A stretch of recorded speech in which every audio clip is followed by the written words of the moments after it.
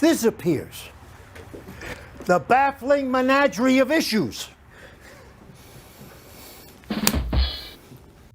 Tom W2NZ is requesting remote control of my screen.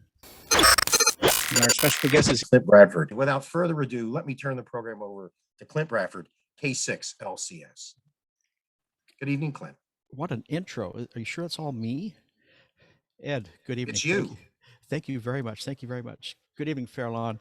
Yeah, this is the 127th time I've done this, and I'm still I'm finding audiences, and I still get excited myself. I hope this gentleman is here. We invited W8MRR, Mr. James Jipping, via Zoom this evening. I hope he's here with us. He's been an AMSAT member since for a long time. Wonderful man, and I hope he's here this evening. Restrooms are down the hallway, and the goodies are down the other end of the hallway. I think you might know, folks, by now, between this shirt and the intro, that we're going to try and have some fun here, as well as try to learn. Did you all take a look at the Glen Rock Fairlawn newspaper this morning? Online? No more? No, nobody saw that? Nope. Okay, all right. The front page coverage. There we go. Coverage. We're just going to do a little introductory things here. This is a fantastic, phenomenal, unique document. This is being sent to all your members, and it's essentially saying, hey, are we as the club doing what you want to see? Are we doing too much of this, not enough of this? This is a phenomenal polling of membership. Every club should be doing this. Every club needs a marketing manager, and you are so fortunate to have a marketing professional, publicity professional.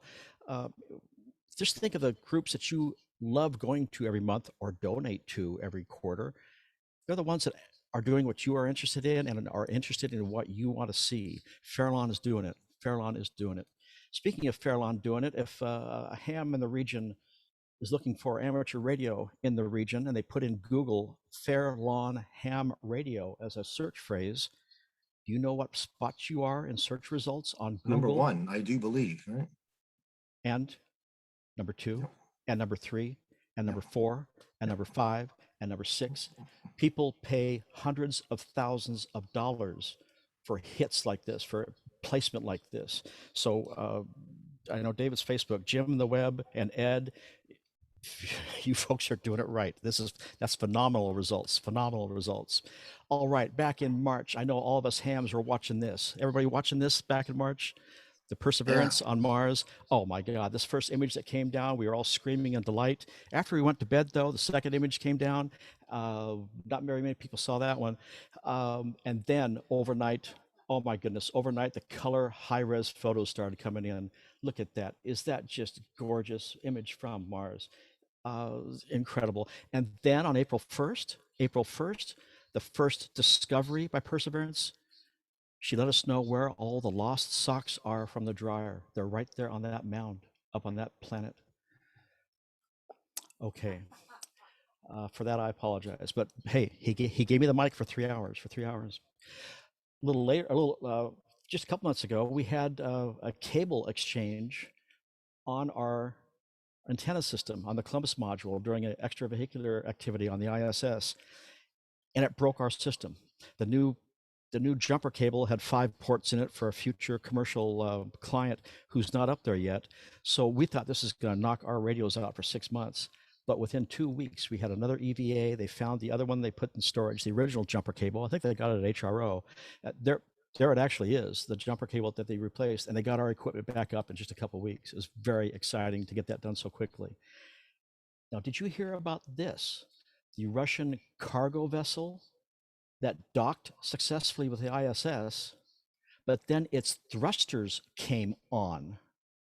And this was not 45 degrees, 90 degrees. This turned the ISS a revolution and a half. NASA and other space agents and ESA was fighting with thrusters on the ISS, fighting against this Russian module whose apparently its computers didn't know where it was. But this was, if you write anything down tonight, there's the Russian module, there it is. NASA went to this during a public session. They never do that. Please write this URL down. This is the only thing you have to write down. Everything else is on the website, but tinyurl.com/parking-job. You will hear the 15 or 20 minutes of live audio and how calm, cool, and professional those people were. But what they were actually doing is fighting the Russian module, which was going one way, and they wanted to straighten out the ISS. A couple photographs, which just to me are just phenomenal. And if you go to NASA.gov, you'll come away with a new screensaver. This is the Endeavour on her last mission, coming towards the ISS above the Earth, obviously. And then who knows what telescope this is? Down under, Apollo 11. This is the Parkes radio telescope in New Zealand, which gave us the wonderful grainy photographs of Apollo 11. But look underneath the focus cabin. See that streak of light right there? That's Shuttle Atlantis on her last mission. Oh, it gets better, Nomar. Look to the right. Look to the right. That's the ISS down there. They're 3 minutes apart. They just disconnected. So this to this day, this picture brings goosebumps to me. We don't have a shuttle program anymore, and the historic nature of that telescope. And I want to thank John Sarkisian of Parkes for letting me play with that photograph. If your significant other ever is worried about your cabling in your office or your shack, show him or her this. This is with the ISS, and in the circle center left there's our Kenwood TMD 710 2-meter 440 transceiver.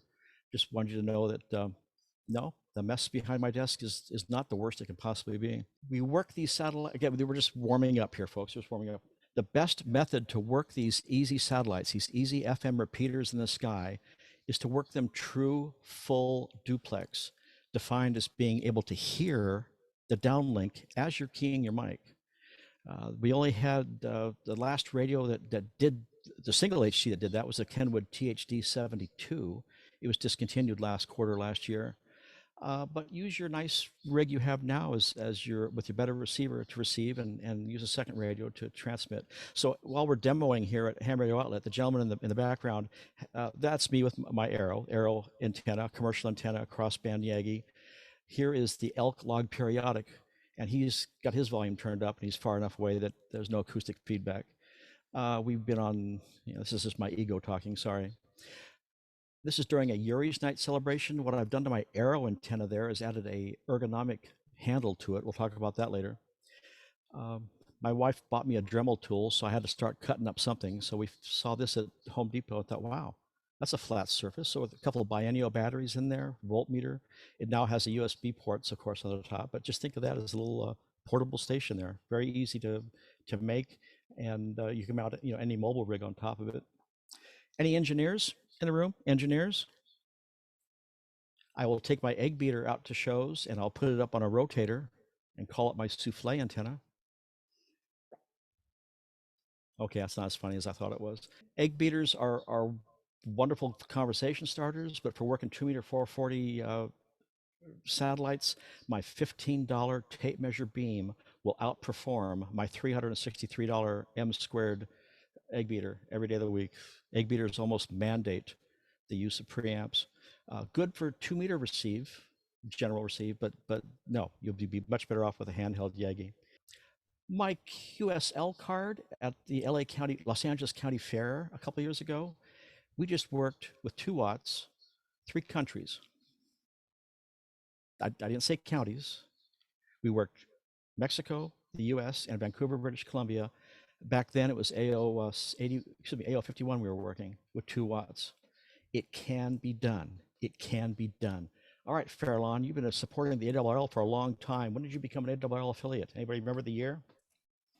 I think it was in the 60s, I think, trying to remember back to the listing. Right in the middle, 1965, Yep. 40, 35, I can't do the math, more than 50 years.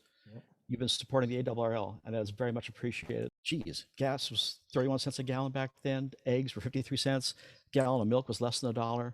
I went to your local library, and I went through the archives, and I actually found, this is a surprise to Nomar and to Ed, a picture from your first session, your first meeting. There's Nomar leading it.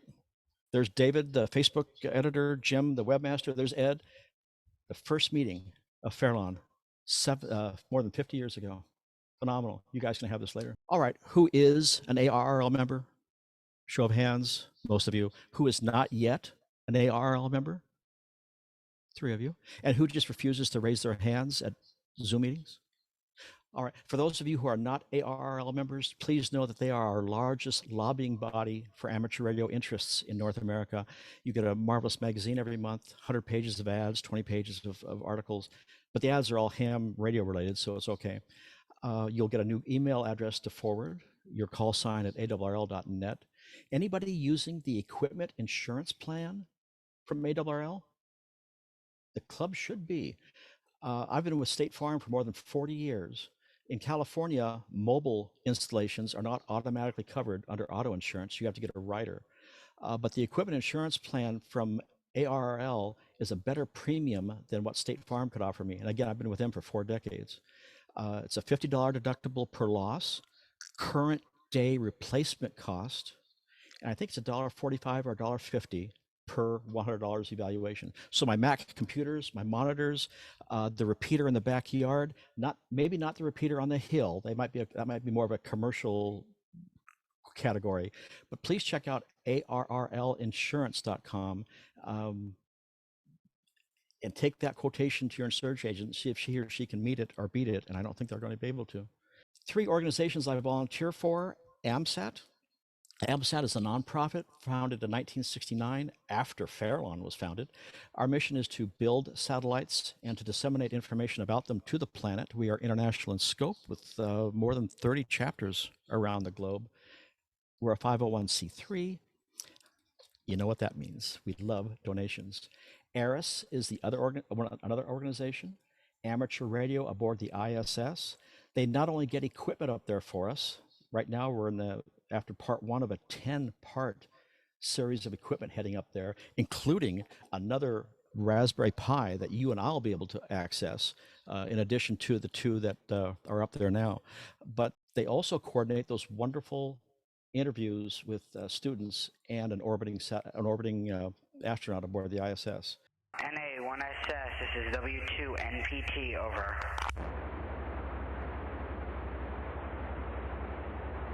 Whiskey 2 November Papa Tango, Whiskey 2 November Papa Tango, this is November Alpha 1 Sierra Sierra, over. Are you ready for the questions? Over.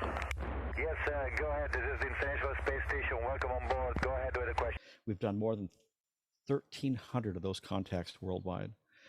So ARISS, so there they are, ARRL, AMSAT, and ARRIS, ARISS. For your Christmas party, here's the answer to the trivia question you were all asking before. How many parking spots are there on the ISS? And I didn't realize it, but there are 8. 8 vehicles can park there at once. Each adds a little bit of atmospheric drag. They do boost or reposition themselves a couple times a month for that drag. But that's the answer to that trivia question for your Christmas party. Anybody playing with Raspberry Pis? Anybody playing with Pis? Yeah, these are phenomenal. On board right now are 2 Raspberry Pi, just exactly like this, but I don't have that 4,000 case that was mandated by the space agencies, with that space hat.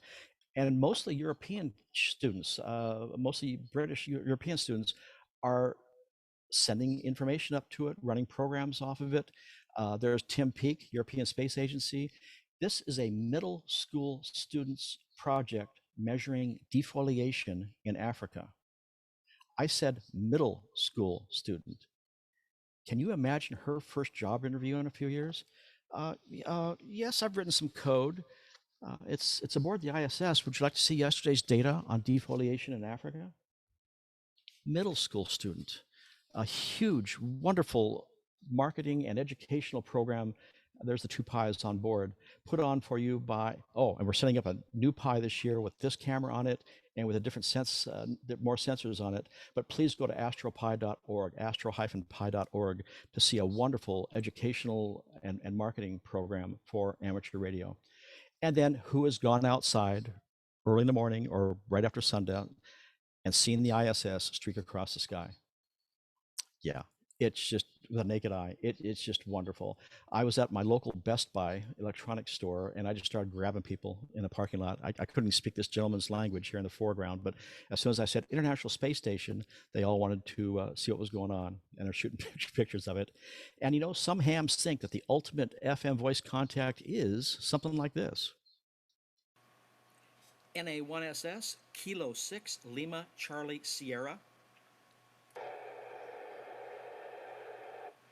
Kilo 6, Lima Charlie Sierra, this is NA1SS 2 Alpha, DX. Commander Weissman, thank you very much for what you're doing for amateur radio this weekend, K6LCS. All right, folks, 2 watts. Now, that's me 20 pounds ago. $15 tape measure beam. Commander Weissman was 465 miles downrange when we started. Why did I turn my Yaesu FT60 down to 2 watts? Well, what's our maxim as amateur radio operators? Use the least amount of power necessary to make it happen. I knew there's 7 or 8 dB gain in that antenna. And when you think about this, these are the ultimate line of sight experiments. There's nothing in between you and the satellite, an orbiting satellite. This was Commander Weissman's field day a few years ago. He gave us a couple revolutions, a couple orbits of FM voice work during that field day. I also orchestrated a wonderful ARISS contact at historic Flabob Airport in Jurupa Valley, California. Historic because this is chapter 1 of the Experimental Aircraft Association. We pulled this off. For those you already know, this is a year's worth of preparation for a 15-minute conversation. Here are our students in the foreground. There's Tom, Flight Engineer Pettit, that we're talking to, and we got ourselves on the front page, color photo above the fold in California's 6th largest daily newspaper, which is where the kids belonged. NPR was there, got interviewed by, it was just wonderful, just a wonderful event. Okay, so Ed, what am I supposed to be doing this evening? Oh, working ham satellites with your handheld radio. Okay, let's talk about that for a few minutes. We don't need that. There's Freja. There's our lab, our rescued lab. She's a wonderful dog. And Ed, you know, with those ears, we go out and do 1.2 in the background, in the backyard every once in a while. Thank you very much for putting me on your website. This is wonderful. I love the password. The passcode for the session tonight was Oscar. That was wonderful.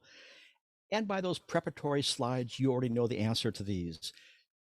You need a minimum of 100 watts. You need an expensive Yaesu rotator and multiple Yagis on the roof. Multiple Yagis on the roof, by the way, are grounds for divorce in California. I don't know if you knew that or not. But do you need all that equipment to work the FM satellites? Everybody all together? Judith? No. You're absolutely right. But it's an expensive proposition, Clint. So it costs a bunch of money to get into it. Absolutely not. Most of you already have the necessary equipment to work the FM Easy Sats. There's the iconic Icon W32A, and a friend of mine in Texas has made more than 10,000 contacts with an improved duct and that radio. We don't really recommend that now for 2-meter receive. When the ISS is doing its slow scan TV projects, the 2-meter receive is definitely hearable with a stock duct. But for working the crossband repeaters, you want some more gain and more directionality. So receive on 2-meter with a better duct, but get some more gain and directionality. Knowledge is power. I think Joe Fredrickson had lunch with this guy just last week. Yeah, Sir Francis Bacon, 1597. Yeah, okay. All right, I'm running a couple minutes late. Anybody know what time it is right now for me? It is 8:04. I'm sorry, what time is it now? It's trivia time. Thank you so much. It is indeed trivia time. Oscar is a acronym. Somebody unmute themselves and tell us what Oscar stands for, please. Orbiting satellite carrying amateur radio. My gosh, 4 of you all simultaneously. Fairlawn is good. Oscar, it's not that. Oscar, orbital satellite carrying amateur radio, and there is the United States Oscar 1. If that looks like a bunch of sheet metal and rivets built here in Central California, that's because it is. Look at that high-tech componentry. Anybody hear this? Remember hearing Oscar 1?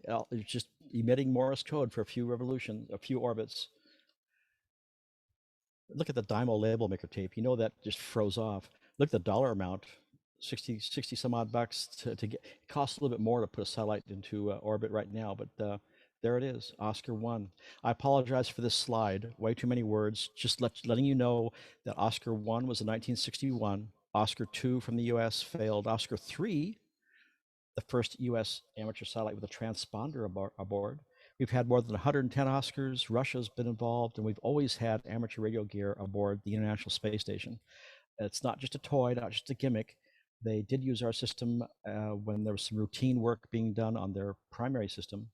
And almost all astronauts are amateur radio operators. We just want them to get on our gear more often than they do. The low Earth orbit satellites we can work with handhelds, about 250 miles, 300 miles above the Earth. They are sun synchronous, which means your passes will be going north to south or south to north. So they'll always be getting sunlit and getting energy. Their solar panels will be energized at about 2 hours per orbit. You'll get to a point working with satellites where you won't take all your printouts and smartphone and stuff out with you. You'll just know whether it's going to be going north to south or south to north, whether it'll be to your east or to your west, and about how high it'll be off the horizon. A few terms you will run into: orbit, that's simply the path of the satellite around the Earth. Doppler, there is a Doppler accommodation you must make on the 440 side of a 2-meter 440 crossband repeater satellite. Now, I asked Ed for you all to bring your slide rules this evening, so get your slide rules out. We will talk about this. Let's say the satellite is transmitting there in the middle on 435 300. Well, you will acquire it slightly above. So either with VFO or program the frequency charts you'll see later, program 305 and 310 and acquire it. Acquire above is my mnemonic device, and work it at 305, 310. And then as it gets into the center, and there's Mr. Jepping, work it in the center, and as you lose it, it'll be slightly below the center frequency.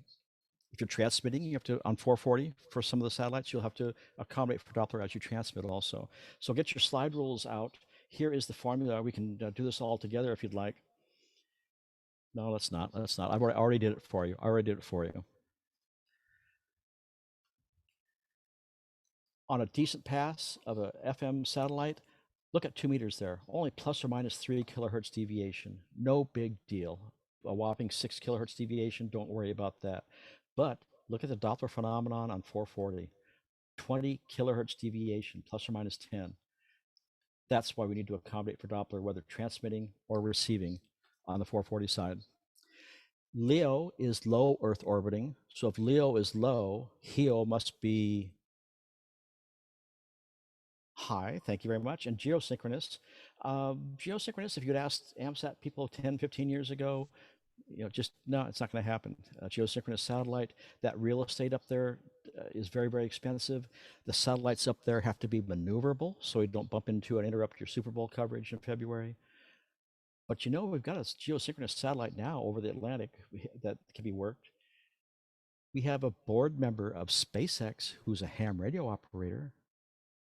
Might that be an opportunity for us? I think within the next 10 years, we might have a geosynchronous satellite above Central and North America, not 2-meter 440. It'll be 5 gig, 10 gig or something. But imagine having that resource for your emergency work, for your flood, for your hurricane, for American Red Cross work. And then, of course, we can play with it during the week. Hams can put together a station to work that for less than $1,000. But to have that reference, that resource, it's going to happen. It's going to happen. That's not an official proclamation. That's just a personal feeling. Uplink is your transmitted signal to the satellite. Downlink is a signal from it. Footprint is simply an oval or circular spot on Earth where you should be line of sight to the satellite. There is a footprint of a pass there. It's showing, and most of the software programs we'll talk about are very conservative with that footprint. And now some of you I know are going, why do this? We have our digital modes. We have our local repeaters. Why even work these 10 or 12-minute passes?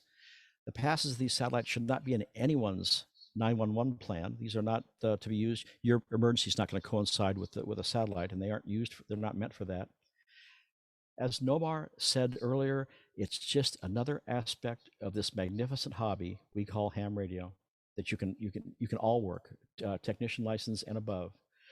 There's nothing more exciting for me than going, when we get back to going to public parks, getting the tape measure beam out, talking to either a terrestrial station or talking to something in the sky and having families come over. I will always have, if I'm back there, I'll have the Fairlawn brochure in my pocket. Out here, I have my local club's brochure in my pocket. We start talking about radio, the International Space Station, space, education. It's just another aspect of this magnificent hobby we call amateur radio. Again, doable as a technician and above. Let's flip forward to 2004. AO51. It's since passed away. I just wanted you to see that it costs a little bit more money now than it did in 1961 to launch a satellite and get it into space. AO51 was the most magnificent educational, learning, teaching satellite we have had for amateur radio. We're trying to duplicate its performance. We haven't matched it yet. There it is on the launch vehicle. We're right in the center there, just to the left of center. There are 3 CubeSats on this payload, but we're the only amateur gear on this payload. And it was just wonderful. We had 4 VHF receivers, 2 UHF. We would put it into 1.2 gig modes every other Sunday. It was so easily heard, so easily worked. It was a magnificent educational learning satellite. Again, we already talked about sun synchronous. When your wife goes on her first trip to Tibet for 6 weeks, you go to AMSAT UK and download their telemetry software for one of their satellites. They're just emitting telemetry down to you, and you listen to this might be too geeky, but I think this is great stuff. Solar panel conditions, battery conditions. You can download this data and then upload it to the control operators to let them know what the status of their satellite is. It's just fun stuff to do, especially when you're alone and your wife is several time zones away. The Saudis have a satellite up there for us. All right, I know your arms are tired from all the hand raising, but you won't raise your hands here. Who has an HT battery that's lasted 19 years? 19 years? Anybody? This satellite was launched 19 years ago, and it is still working. Oh, it's a little off frequency. Oh, it's a little finicky to get into, but still definitely workable with 4 watts and a better antenna. 2002, we didn't have lithium ion yet, so it's got to be a nickel metal, a NiCad chemistry, still working 19 years later. SO50 from the Saudis, a wonderful satellite. AO27 died about 8 years ago. It was horrible, but then it came back 5 or 6 years ago for we don't know why, and it's been reprogrammed, and it should work for you the first 2 or 3 minutes of your North American passes. So program AO27. Just a wonderful surprise, and it might not work the entire pass, but program that one in. More recently for AMSAT, unfortunately, our projects 91 and 92, our Fox projects, have not performed as well as we would like. Please do not even try to access these unless you know they are in sunlight. We have battery problems and internal problems with each of these satellites. So please, you might know it's right over your house at 8 o'clock tonight, but please don't try to work either of these two unless they're in direct sunlight. And AL109 from Vanderbilt, the RAD-FX2 project. I'm not sure why this one never worked well. I don't know if it's because it was in complete darkness for months as the launch date got postponed. I'm not sure what happened, but it is only right now emitting a few milliwatts. So don't, with handheld equipment, just don't even bother right now. It just did not get off the ground. Poor play on words. The minimum requirements for working these, well, the Yaesu handhelds will allow you to program 2-meter transmit, 440 receive, or just the opposite, in one memory location. They're kind of cool because I still take my FT60 with me out for demos. I've got the full duplex radio, but I just want folks to know that a technician license and a less expensive radio can get this done for you. But of course, it's best, I already mentioned it earlier, it's best if we work them true full duplex so that you can hear. The reason you want to do that is you'll know if you're getting into the satellite or not, and 2, you know if you actually stepped on someone else or not. Improve your antenna, and we'll talk about how to track these satellites here in a couple minutes. Any FT60 owners in there by the chance? Any FT60 owners? Hands going. Yeah, wonderful rig. Oh, it's 17 years old, but it's still the best feature set in a 2-meter 440 FM voice handheld of anything out there. Receives 108 to a gig, receives AM aircraft properly, large legible display, 1,000 memories, strongest belt clip of any amateur HT on the market, and its battery situation. You slap 6 AA alkalins or 6 nickel metal hydrides into its optional FBA25 battery case, and you have full transmit power available to you. if you really need it. I think you know I'm a fan of cutting the power in half. But you put the battery pack on your FT70, 50 milliwatts, 5 minutes. Put your battery pack on your THF6A from Kenwood, I think about half a watt for 10 minutes. This is a very unique radio, and when you program those split frequencies in a Yaesu, the plus and the minus key, plus and minus emblems will show up in your display. Yaesu just has a cut above on some of their rigs. Again, not duplex. It's just allowing you in one memory location to program an uplink and a downlink. To improve that stock antenna to hear the ISS better, the SRH320 from Diamond is a wonderful antenna. It's $50, and it's always 14 inches long. What I really prefer for half the price and a better performer on 2 meters. Wow, half the price and a better performer. Sounds like a deal for hams. The Smiley 270 comes in SMA male, SMA female, or BNC, and it outperforms the Diamond at half the price. Collapsed, it's stock duck performance, but fully extend it and you have a quarter wave 2 meter antenna. Now, I usually don't recommend putting a steel rod on your delicate HT antenna port. So if you're going to be changing antennas a lot, think of getting an adapter. Quality SMA connectors are only rated at about 300 disconnects. And if you're using one of the lesser priced import radios, that's not a quality SMA connector. So get yourself an adapter and wear the adapter out. On a Yaesu, it's a $65 repair job to repair the antenna jack, but get a $12 adapter, except for the CN3 from Yaesu on the left. I think that should be outlawed, and here is why. Imagine putting heavy coax or heavier antenna on the one on the left and drop it or accidentally bend it. The arrow is pointing to metal contact that is just directly yanking on the circuit board off your radio and breaking off the antenna connector. It's going to happen during your event. It's going to happen during your net as your net control for the first time this year. It's going to happen when you don't want it to happen. Compared to the adapter on the right that has a cushion on it that you can make some mistakes with, make a couple errors with. The one on the right is no longer manufactured, but Diamond has a couple with a cushion on them to allow you to make a couple errors. And Ed, I've seen in the field people using these N down to SMA and PL to SMA, just the stress on there. Now, I know we have a time difference here, so please, if you ate dinner already, or if you have a faint heart, please look away. The following is not suited for minors. Viewer discretion is advised. You have been warned. If you're faint of heart, please turn away.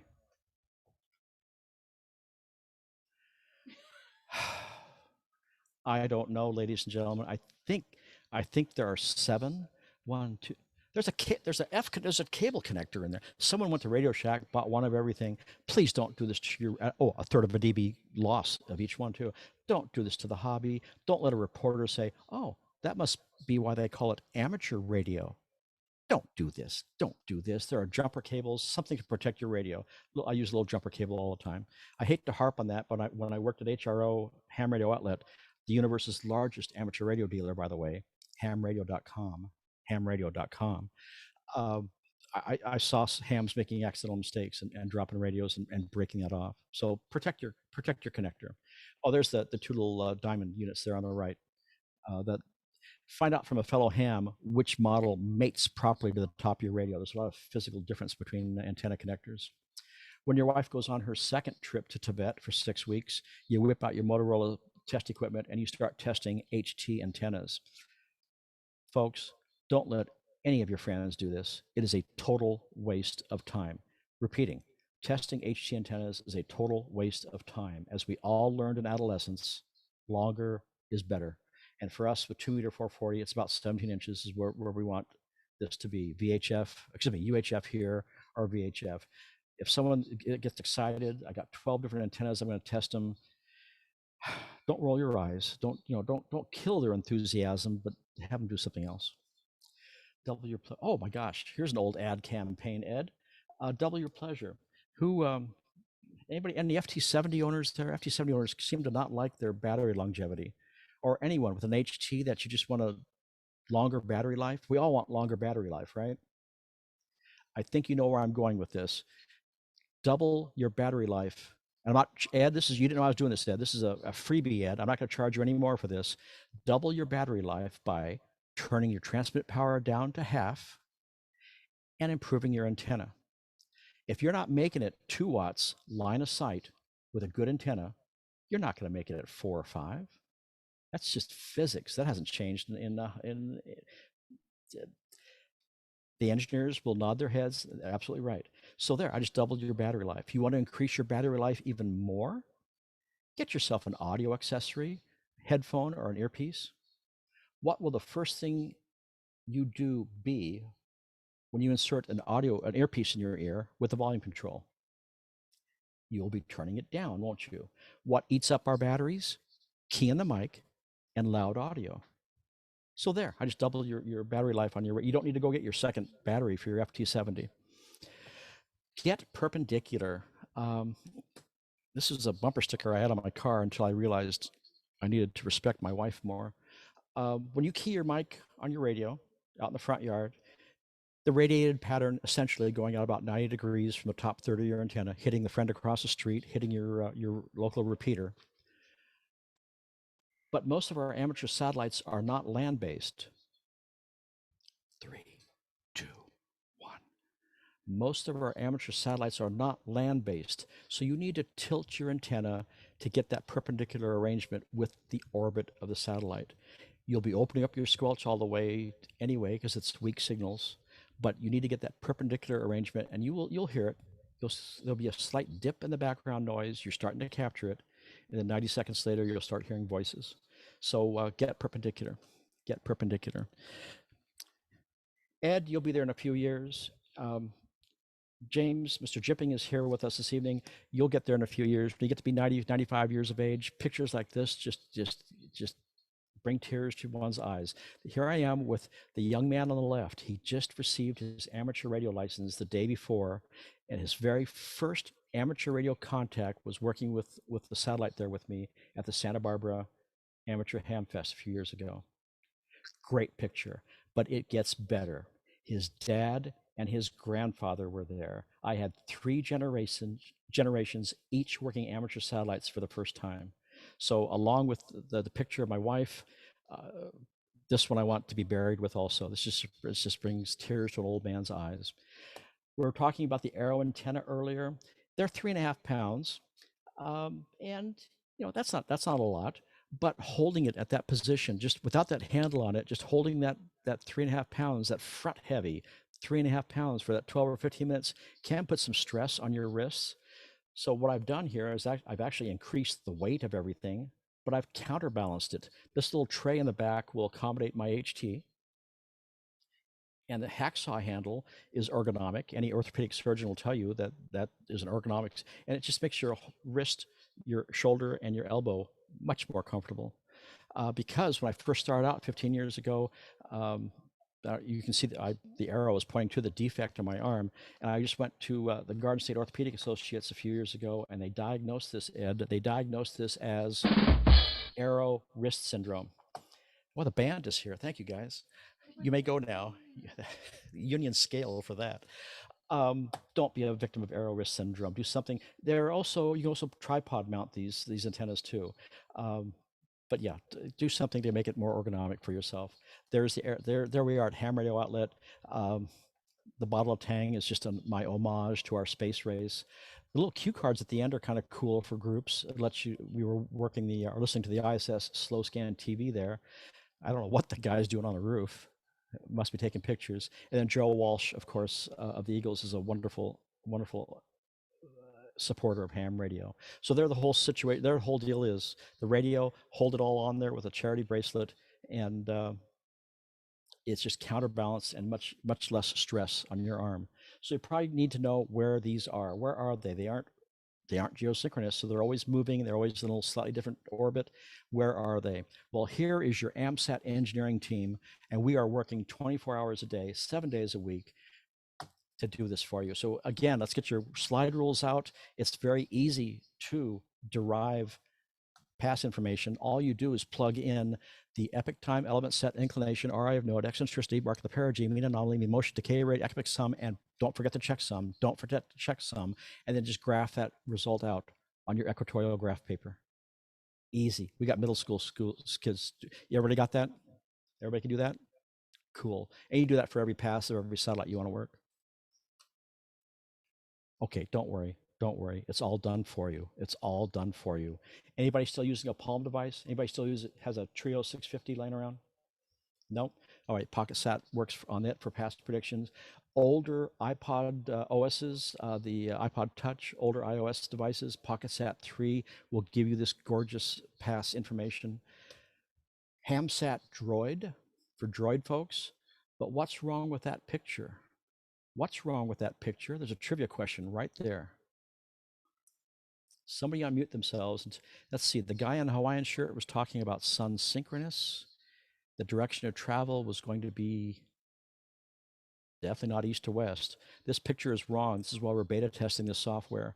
That'll never happen with one of our satellites.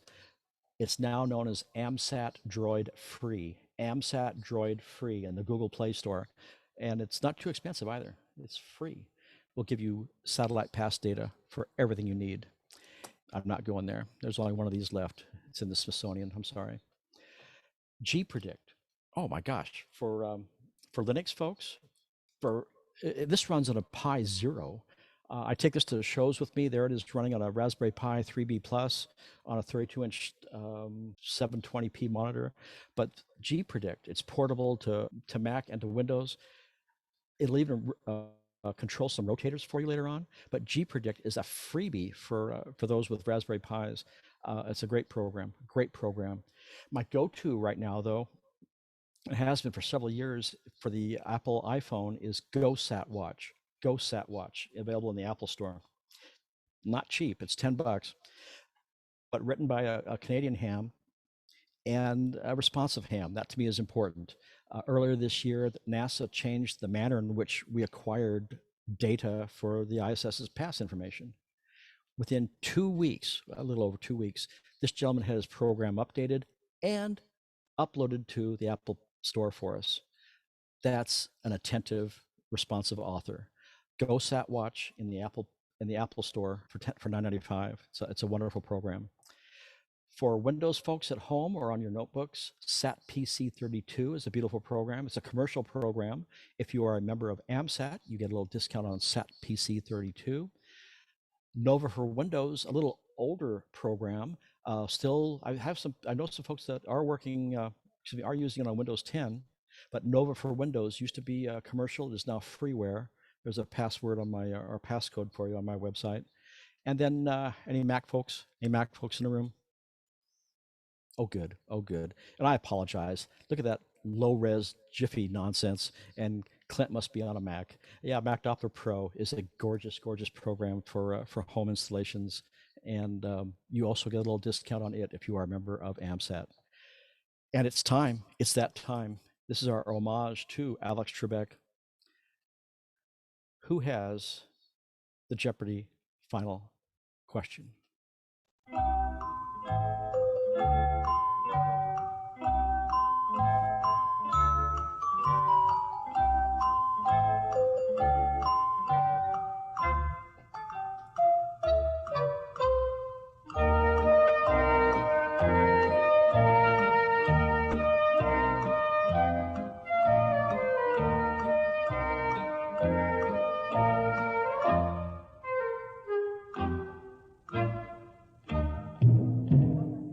Anybody have somebody unmute themselves and answer this for us? Kepler. Oh, I'm sorry. It must be in the form of a question. Sir, come back. Just say, who was Kepler? You got it. Yes, indeed. Johnny Kepler, Johannes Kepler. My wife was 10 miles away at a meeting. The front room window was open. It was a wonderful summer night, and she heard me screaming in delight 10 miles away. This is the only time in my life I've known Final Jeopardy. But yes, Johannes Kepler. Oh, no, don't do that. I have to play that entire jingle too, that 30 seconds. That's part of my licensing agreement with Sony. But anyway, just think of this statement in the middle here. It's a mathematical statement. describing the orbit of a satellite. And at 2 o'clock your time tonight, I'm going to have a private Zoom meeting. We can go ahead and decode some of this stuff. We'll have a lot of fun. 2 o'clock your time, 11 o'clock my time. But all your software programs that we talked about do this all automatically for you. Thank you, Sony Entertainment Network, for letting me play that clip every night. Because if I don't thank them, they have really aggressive attorneys. Free online information for you is available at heavensabove.com, heavens-above.com, n2yo.com, n2yo.com, and good old amsat.org, AMSAT here in North America. The first two give you beautiful pictorial graphic representations. AMSAT is for the engineers. It just gives you a chart of numbers. You put in the satellite you want, your location, and it spits out all this chart of numbers. What you're looking for is the higher elevation column, and then go to the time of day and where it's going to rise and set on your compass. If you use AMSAT's data, please back out for Greenwich Mean Time. Are you Greenwich Mean Time -4 on the East Coast now, or -3? 4 hours. Yeah, make sure you back out 4 hours. I used to take the phone. Daylight saving. Thank you. I used to take the phone to bed with me, and I'd get calls at 2 or 3 in the morning. Clint, it's not there. It's not there. Like, well, are you using AMSAT's data? Yeah, you told me to. Did you back out for Greenwich Mean Time? Click. N2YO made this little widget for me. You can match up your screen on your smartphone or whatever you're using to see where the popular satellites are right now. And the errors that can be made with the software, make sure your location or grid square is in there properly and the time of day is in there properly. If either of those two pieces of data are wrong, you're not going to get the past data for your house or your location. General procedures: listen, monitor, open up your squelch all the way. We're talking 1/4 of a watt from 500 miles. Don't transmit unless you can hear it. That sounds weird. SO50 is the exception. But please, on the East Coast and West Coast, I never use absolutes, but there'll always be someone to talk to on the FM satellites. Always. But I don't use absolutes. If, like AO27, if Chuck, the command operator, is trying to send it information, if a control operator is sending 91 or 92 software instructions or code, we will interrupt them if we key the mic without knowing what's going on.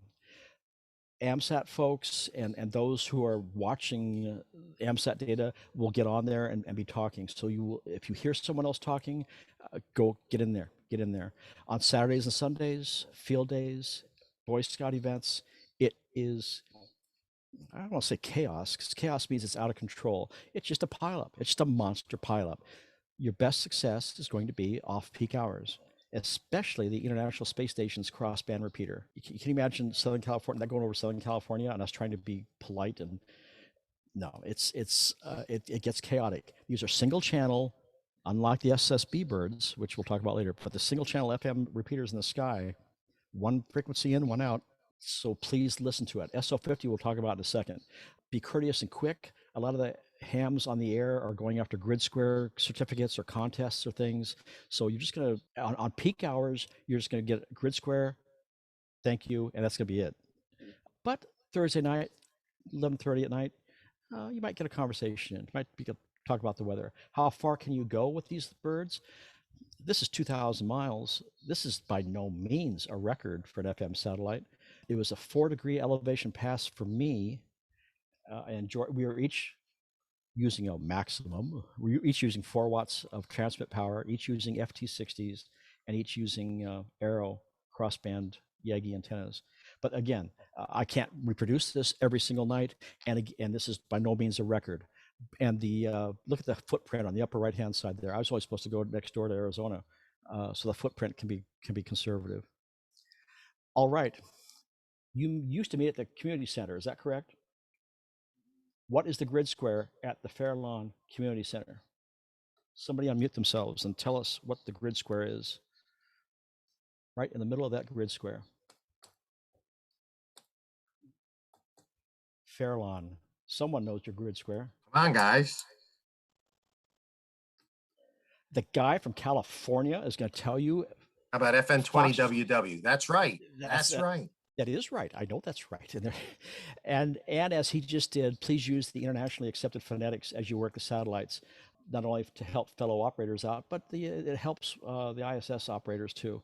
The astronauts like hearing things they're familiar with. We already talked about that. What I take with me to most shows is the FT60.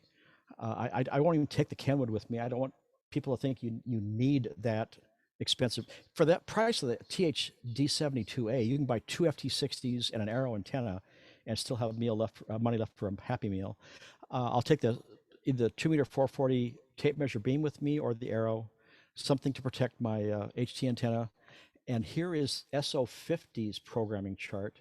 Don't go all the way out to 810 and 815, really. That's just Clint kind of being overkill. Most of the satellites require a tone on transmit. Leave receive open tone. I don't lock anything up except for some simplex frequencies. But anyway, open tone, please.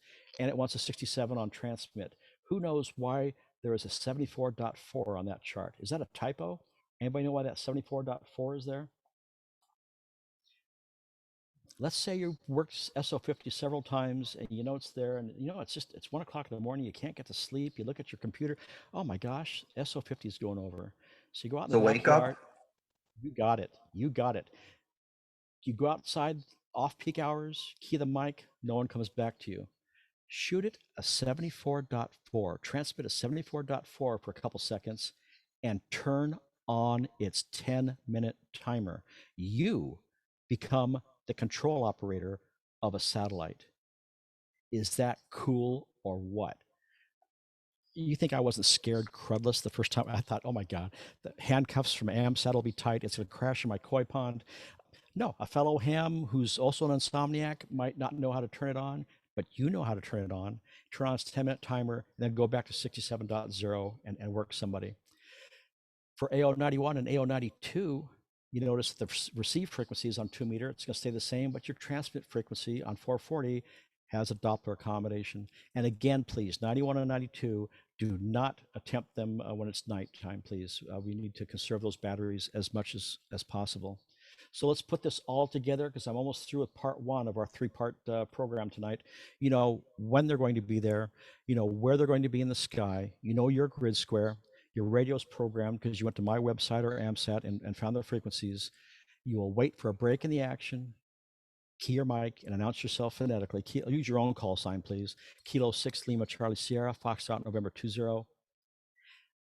And then the handheld word. Any AMSAT members here?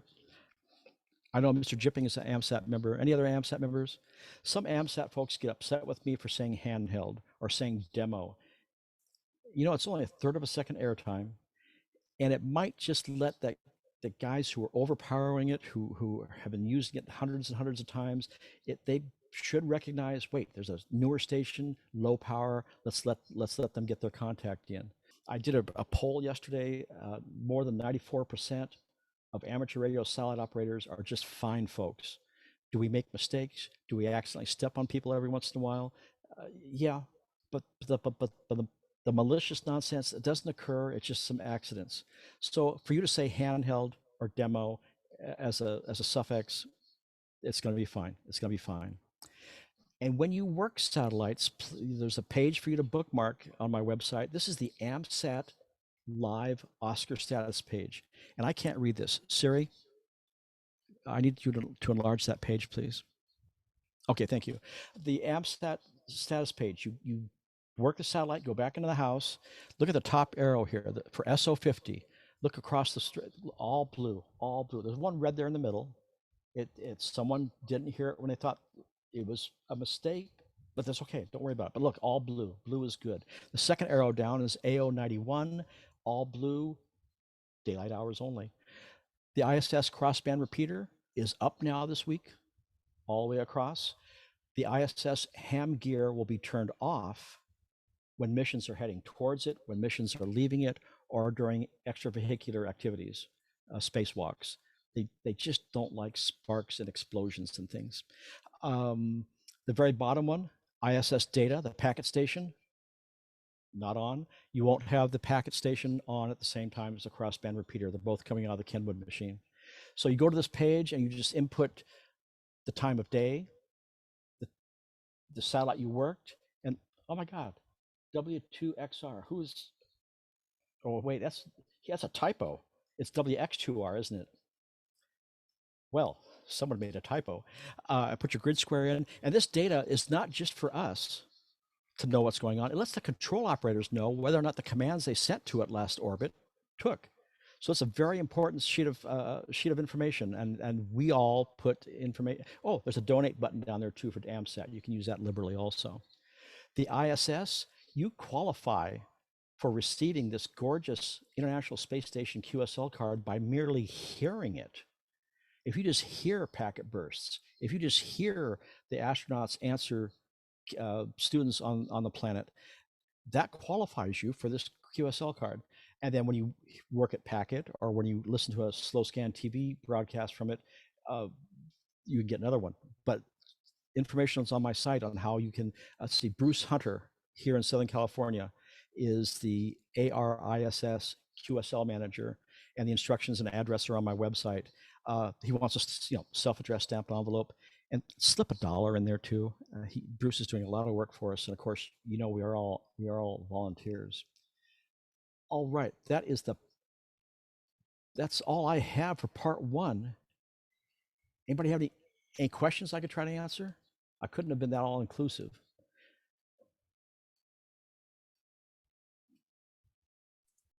Anybody? Tell Clint to talk more about the ISS. Oh, I'm sorry. The ISS? That's a great question. Yeah, I do have some more information for you on the ISS. There's our 2-meter 440 antenna on the Columbia module. No, that's not me. Here's our 3 antennas on the Russian module. If you go to ARRL.org, you will get the most current information available on the status of our ham gear. So right now it's telling us that the Kenwood THD 710 is in crossband repeat mode. We're going to turn it back to a packet probably September, maybe 1st of October. So that's the best place to get information from the folks who are actually controlling it. There's the frequencies for the ISS. You don't need to write these down. They're all on the website. For the those odd 2-meter pairs there at the top for region 1 and regions 2, 3, those are where you might capture an astronaut working with a 2-meter voice. Program both of those in your radios. Yes, they're supposed to be, when they're over North America, they're supposed to be on the second pair. But boy, you're going to feel really miserable if you found out that they just happened to turn on the wrong frequency and they were working your buddies across the street on the other pair. So program both those in your radios. The 145, 800 down, and then the uplink changes just slightly. The crossband repeater is 145.99 up, 145.99 up with that tone, the 67.0 tone, and accommodating for Doppler, there's the 437, 800 frequencies. And that really is all I've got. Anybody have any questions I could? Yeah, questions from the crowd. Questions from the crowd. I can't see everybody, so please identify yourself, okay? Yeah, just unmute and ask something. Yep. Are full duplex radios necessary? And if so, what are you recommending? You want equipment recommendations? Yeah. What equipment do you recommend to work these Easy FM bird? That's a great question. I happen to have a slide for you for that. Here are those classic true full duplex HTs, the ICOM W32. Remember the FT530 from Yaesu? It had the slide-in battery drawer. Those are the classic full duplex radios. Don't go to eBay and buy one of these for $200. The first thing you'll need is a brand new battery. And of course, you'll be getting that from batteriesamerica.com, batteriesamerica.com. They're wonderful. They're on your side of the continent. They're great people. I've not been disappointed more than 20 years with chargers and batteries from batteriesamerica.com. There is no currently manufactured HT that does the FM satellites well in both UHF VHF and VHF UHF mode. Some of the Chinese imports, the Wushan UV9D Plus does 91 and 92 fairly well. It doesn't do SO50 well. There's a descents problem. So don't buy one of these aged. Oh, there's no parts for these radios anymore either. If you happen to have one, or you come across one in a club member or a estate sale, snag it. But don't put a lot of money into it. The solution would be a second radio. use your nice rig you have now with this probably better receiver as the receiver, and pick up a well-reviewed, lesser one of these imports that are coming in as your transmitter. The ARRL antenna can be purchased with a diplexer in it, so both leads will come down to one radio, or you can save $35 and get it without the diplexer and then feed two radios. Use a headset of some sort so you don't have audio feedback happening. That's a great question, but please also know it's just not absolutely mandatory you work full duplex. It just is preferable, again, so you can know when if you're actually making it into the satellite and whether or not you actually stepped on someone. Did that answer your question? Yeah, thanks. Okay, cool. Thank you. Thanks, Ken. Other questions? Yes, I'll try. Anybody? Other questions? Yeah, Clint, I've got one. Well, I guess while we're waiting for others, but I use an ELK log periodic. Just hints and kinks in terms of tracking satellites when you're sort of picking them up. Recommend like like what's the easiest elevation for a flatlander, that type of thing. In terms of looking. I used to say 7 to 10 degrees. If you're starting out, don't. But the ISS is the exception. When it's pumping out 15 to 25 watts in that slow scan TV projects, you'll hear it horizon to horizon. It is not a stressful, minute movement of the antenna as it's going across. You have a lot of the technical word I think is slop, or a lot of play. It's not a finite. People use tripods, but once there's so much gain in the ELK and the tape measure beams and the ARRL antennas that don't overthink it. But yeah, if you're starting out, try 10 degrees and higher, unless it's the slow scan TV projects from the ISS, and then you'll hear that. Receiving those gorgeous images from slow scan TV and the ISS can be as simple as holding up your HT, no cabling, with a smartphone equipped with a $3 app. They just hear it and it decodes it right on your phone. That's a program from Black Cat Systems. It's in the Apple Store, and there's a version out there for Android also. But it can be that simple. No sound card problems, no Windows drivers, no cabling. It can be that simple to get gorgeous images from the ISS. That's how strong. That's 2-meter signal coming down is about 6. The engineers will tell you 6 or 7 or 8 dB greater for us on Earth than a similar 440 signal. The 2-meter signal is just the background noise is quiet as your local repeater. ELK versus ARRL. The ELK, just by design, is a wider frequency range, so I just don't capture the first 30 seconds as well as the ARRL with its narrower frequency range. That's just the nature of the log periodic. They are both gorgeous antennas. The next question is, well, how much gain is there, pun intended, between building a dual band tape measure beam for $20 and spending $150 on an ARRL? You're going to have to make up that decision yourself. I live in Ontario, California. With the tape measure beam, I put it on my radio and heard the NOAA Weather Channel in San Diego for the first time in my life. There's 7 or 8 dB gain in those antennas, the ones that are on my website. Now, of course, the ARRL and the ELK are much more beautiful looking. They're commercial. I love the epoxy type of coating on the elements of the ELK. Each is about 3 pounds of weight. They're both magnificent investments. On my website, Doug Cook took his scouts out, found some barbed wire pieces, made a dual band Yagi out of them, and worked the International Space Station. Barbed wire. Those plans are on my website. Yeah, I know. It's just fun. So if you don't hit the satellite the first 2 or 3 or 4 tries, you are learning about line of sight. You're learning about building antennas. It's just a magnificent thing. Someone asked if there's any other satellites up there. Yes, indeed there are. Go to AMSAT.org. There's the FM repeater satellites. PO101 just has a weird schedule. So what I've discussed with you, 91, 92, 50, and 27 for the early part of passes are the easier ones. There are other FM satellites. There are also transponder satellites that you can work, a bunch of them, and digital satellites. Some of these projects have software you can get from their control sites and download telemetry on the East Coast and send it back over to Spain or send it back over to London to let them know how the performance is of the satellites over here. Any other question? Ken? Other questions? I have a question. Yes, please. Yes, good evening again, Clint, and thanks for the presentation. Excellent. For someone that's a complete novice like me in terms of satellite and want to start getting my feet wet, you just sent these last few slides that you put on. I have GoSat Watch on my phone. If you were to tell me which, because right now I actually opened it up and I'm looking, and default it brings me a whole bunch of satellites I don't even know, I've never heard them mentioned. If you were to give me maybe a list of 5 satellites for a newbie like me to keep an eye on, what would you recommend? The ISS, which right now is in crossband repeater Right, mode. that one you'll I do hear have. it. Yep. SO50. Again, it's a little off frequency.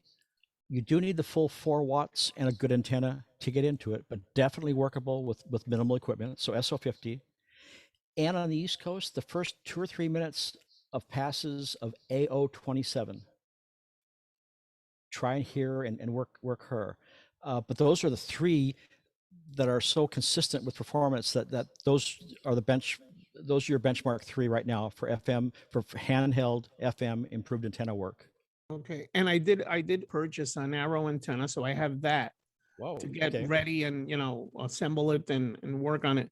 Would a Kenwood THF6A do the job? It is a wonderful rig. It was for Southern California, the ultimate 3 bands, each at full power. It's not a duplex radio though. You key up band A, you'll never hear anything on band B. It's dual receive, but you'll never hear anything from it while you key the mic. Will it do the job for you? Absolutely, absolutely. Band A, use it for receiving. It's a little more sensitive in band A, and then program your transmit frequency and tones in band B.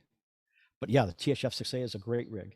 The reason I did that little mount on the back of my arrow, when you go outside, you need one hand to hold the radio, one hand to hold the speaker mic, one hand to hold the antenna, one hand to hold the pencil, one hand to hold your graph paper to write things down. You at some point in time you run out of hand. Oh, one hand for the pina colada. Ed just reminded me. Yeah, the pina colada. So you run out of hands. So if you get it on a tripod, have a friend aim the antenna for you, get someone else involved. Anything you can do. So that's why I put the HT on the boom itself. That frees up one of my 7 hands. But no more. My gosh, you've got the ultimate antenna, one of the ultimate antennas. You've got a phenomenal. Where are you getting your aftermarket batteries, Nomar, for your THF6? You mentioned it, and I have a few spares always on hand. Batteries America. Yeah, Batteries America is they're wonderful people. I think it used to be EH Yost for those of you who are older. Wonderful people. And if you do upgrade those older radios from NiCad to nickel metal hydride, you should get a nickel metal hydride charger. They are different charging algorithms. Pumping straight energy into a nickel metal hydride is not the proper way to charge it. You should get 500 to 700 complete discharge charge cycles out of your nickel metal hydride pack if properly charged. Some radios don't come. They just come with a straight wall wart. So get one of those mechanical 8-hour timer, those lamp timers, and just do an 8-hour segment. Don't let it cook all week. Cook literally all weekend long. You won't get the maximum number of discharge charge cycles. That was a long sentence. I apologize. But yeah, batteriesamerica.com. And of course, we all must know about the world's largest, the universe's largest dealer, hamradio.com, HRO. All right. Anybody? Other questions? Yes, sir. All other questions? I got one. Sure. Please. KDQKLN. Okay, I'm just asking that you can elaborate a little on how these satellites are whizzing through the atmosphere in low Earth orbit, that they're actually tumbling. And so when you're waving your Yagi at them, it's not just where you're pointing, but that you may have to rotate in order to receive the most signal. You are an engineer, and I love your brain. Polarization is an issue, but there is so much gain in the tape measure beam and the arrow and the elk that I really haven't experienced on the FM satellites that as a real problem, except when I start losing SO50. Engineers will tell you that 90-degree twist of that Yagi will give you a 6 to 22 dB increase or decrease in your signal level. And I respect that, and I know that's true. But boy, when you're working with those nice antennas, every pass I've done in front of audiences or not, I will just subtly turn it during a transmit or receive to see if it's better or worse. And I think it's just because there's so much gain in those in the better antennas that I just don't notice it an awful lot, except when losing that 440 downlink from SO50. And then it's very dramatic. It is very dramatic. But boy, when it's right over you, the background noise is going to dip and be as quiet as your local repeaters. It's just wonderful. I'm sorry, did that answer your question? That was a long sentence. I apologize. Somewhat, okay. I've had some issues with working SO50, so I'm aware that I have to do a little bit of this with the antenna. People will call me and say, "Oh, Clint, I heard the satellite tumbling. It was horrible, in and out." No, you don't hear the satellite tumbling. That's not a. I also get the calls from the middle of the country. There's no one on the satellites at all. Where is everybody? And I go, "Where do you live?" And they say Kansas. And I say, "Well, you got to move." Well, I don't say that. But on the East Coast and the West Coast of the U.S., again, I never use absolutes, but there's always going to be someone for you to converse with, albeit briefly on the weekends on the FM satellites. There's that much activity. I say that, and then I read 2 nights ago, a gentleman in France had a pass of the ISS crossband repeater all to himself. It's like, oh, we would pay for that. We would die for that. We would kill for that. But off peak hours, you'll have better success. Mr. Jipping, are you with us, Mr. Jipping? We talked to you earlier. They need to wrap up. They need to wrap it up. Okay, I'm sorry. Mr. Jipping, we talked about you earlier. Thank you very much for being here. Fairlawn, Ed, thank you so much for the invitation. We are not going to, I've canceled the Keplerian Element 2 a.m. Session, so we won't do that tonight. But thank you very much for the invitation. I'm honored to be asked by this magnificent club. And for those of you who are new or first timers, man, this is the club to join in your region. Look at what they're doing, and you're in the right group of folks here. Oh, Ed, thank you, Clint, because we're humbled, okay, by your compliment. So, and thank you so much for, I think, just a real clinic in terms of what you need to get started, okay, in terms of working satellites. There are 15 people that are part of our satellite special interest group. I know we had a lot of them, quickly, because I did a quick look up here. So hopefully it was part learning session as well for us here as well too. So again, there'll be a copy of this presentation available on our YouTube channel quickly, ASAP, I would guess. Tom, don't blink, okay? Thanks to everybody. Without further ado, let me say 73s to everybody and see you next week. 73s, everybody.